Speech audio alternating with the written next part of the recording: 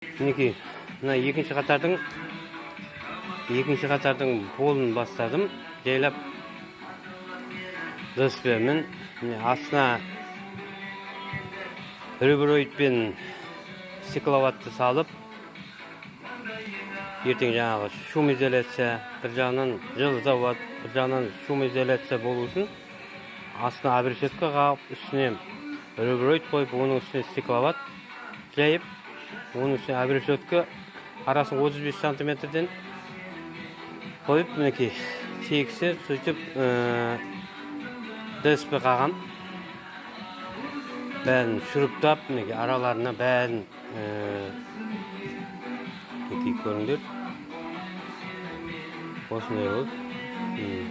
Мына жерден лестница түседі.